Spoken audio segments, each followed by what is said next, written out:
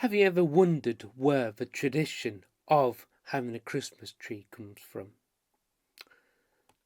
I want to quote you Carl G. Jung from his book Man and His Symbol.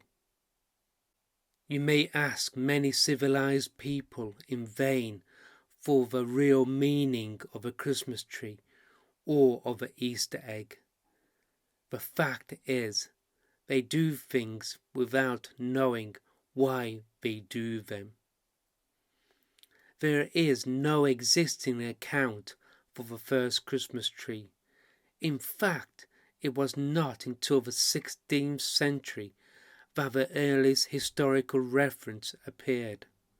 Surprisingly enough, the two oldest pieces of documentation are not from Germany, a country associated in most people's minds with a Christmas tree, but from Latvia and Estonia.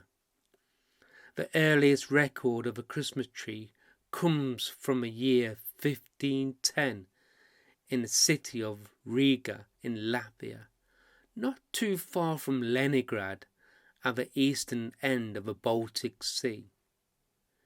In Philip Snyder's excellent book, The Christmas Book, describes what happened.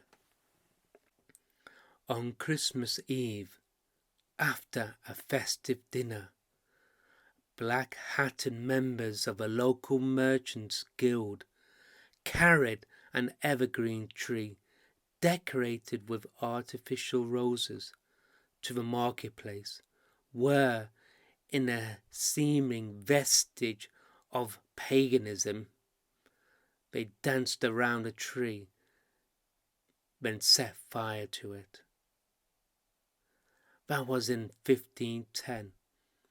Over the next century, the idea began to catch on all through Germany, but it was not until the early 19th century that it finally spread to England and North America via German merchants and settlers there, at precisely the same time when Santa Claus and Father Christmas were staging their comeback, which, as we shall see, was also the time when Christmas carols were being revived and a Christmas card was taken off as something completely new. All four emerged together: Santa Claus, Christmas carols, Christmas cards, and the great revival of Christmas in the mid-1800s. But again, as with Santa and his reindeer, the story of a Christmas tree goes back much further than that, for trees in the groves were sacred to many ancient people. Trees were a symbol of strength and enduring vitality, and it was in the groves that the gods lived and thundered. The Germans, the Celtics, the Baltic tribes, and the Slavs all had holy groves within the forest where the thunder god was worshipped. Groves which the Germans held sacred to the gods are mentioned by the Roman writer Tacitus at the end of the 1st century.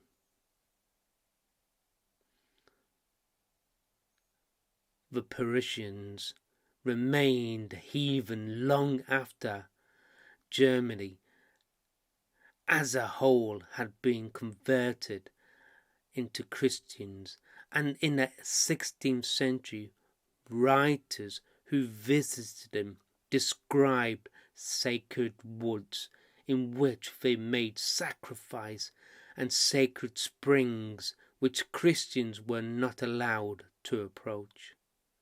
Significantly, these same Parisians of northeast Germany were closely related to the peoples in the Baltic states, precisely where our first Christmas tree was recorded. Roman Tacitus adds one or two details in his ledger.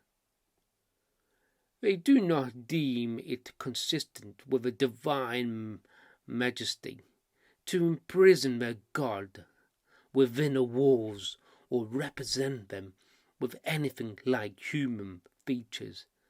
Their holy places are the woods and the groves, and they call by the name of a god, the hidden presence which is seen only by the eye of a reverence. At a set time, all the peoples of Asubia blood gather in a wood, hallowed by the genes of their ancestors and the awe of ages. The sacrifice in public of a human victim marks the grisly opening of their savage ritual in which reverence is paid to the grove. All this complex of superstition reflects the belief that in that grove the nation had its birth, and that there dwells the God who rules over all. Part of the sacredness of these groves may have sprung from the sound of the wind and particular thunder in the treetops, strong unseen forces suggesting the presence of gods and spirits.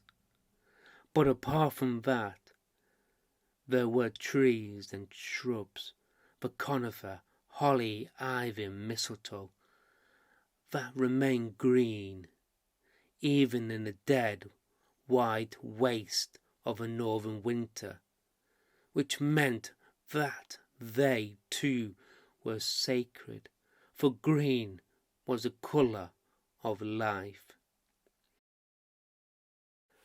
From all of this and my beliefs in the sacredness of nature, I can safely conclude that even if the first record of a date back only to the year 1510, the symbolism and the sacredness of a green tree and the golden broth go back a long way further to the time when the ancient tribes of the northern Europe lived in the forests and listened there to the voices of the gods and the goddesses.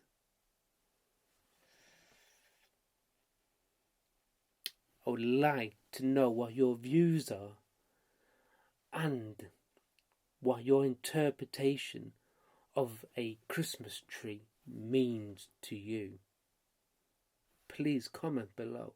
I'd be really interested to have a discussion.